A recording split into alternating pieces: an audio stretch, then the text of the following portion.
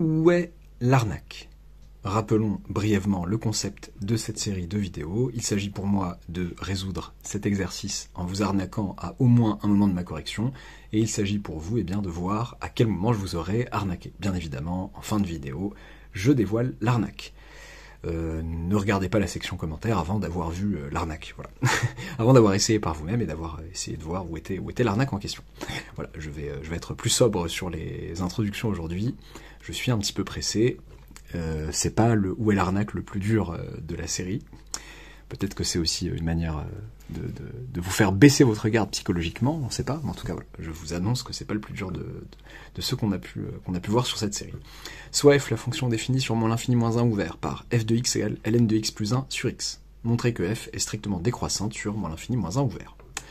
Ok, bon, ce que j'ai envie de faire, j'ai envie de dériver f. Moi, je vais expliquer rapidement en quoi elle est dérivable. Eh bien, je vais leur expliquer que la fonction qui a x associe x plus 1 sur x est dérivable sur touc sur r étoile en vrai, mais en particulier sur moins l'infini moins 1, car fonction rationnelle quotiente de fonction polynomiale bien définie sur moins l'infini moins 1, définie sur moins l'infini moins 1, ok. Ensuite, je leur dis que pour tout x appartenant à moins l'infini moins 1, eh bien x plus 1 sur x est strictement positif. Oui. X plus 1 va être strictement négatif et x va être strictement négatif, le quotient des deux va être strictement positif. Donc c'est-à-dire, dit autrement, que x plus 1 sur x appartient à R plus étoile, et ça tombe bien, ln est dérivable sur R plus étoile.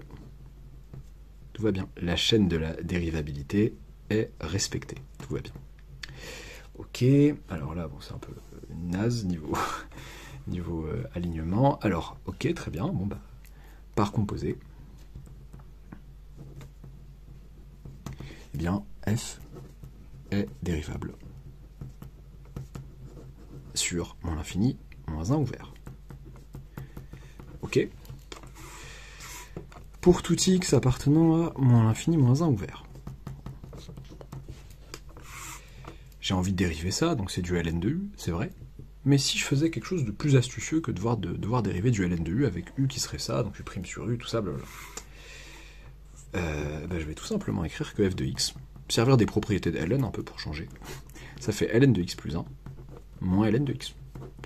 Pourquoi pas? Ln de a sur b, c'est ln de a moins ln de b. Ok?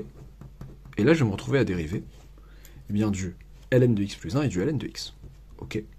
Donc ça fait du... je dérive ça, ça fait du u' sur u. Donc ok, bon, ça fait du 1 sur x plus 1. Et ça fait du 1 sur x. Ça fait donc du x moins x plus 1. Le tout facteur de x plus 1 ou x plus 1, x. Ça fait donc moins 1 sur x, facteur de x plus 1. Avec x, donc si je veux le signe de tout ça, x est négatif, et x plus 1 aussi d'ailleurs, parce que x est inférieur à moins 1. Donc le produit de ces deux-là en bas est positif, et donc f' de x est négatif. Donc pour tout x de l'intervalle moins l'infini moins 1, certains qui m'écoutent comprendront peut-être pourquoi je dis de l'intervalle, j'en reparlerai peut-être une autre fois, f' de x est strictement négatif. F est strictement, et bien, pour faire genre, strictement décroissante sur moins l'infini moins 1. Ok, parfait. Bon bah, si vous n'y avez vu que du feu, c'est tant mieux pour moi. Et je pense, je crois deviner que certains élèves ou certains viewers, même parmi les doués, entre guillemets, pourraient tomber dedans en ayant baissé leur garde en quelque sorte. Parce que là, j'ai tout bien détaillé, j'ai bien détaillé la dérivabilité de ma fonction, j'ai sorti comme ça une formule sur ln, et c'est là que j'ai arnaqué le monde, effectivement.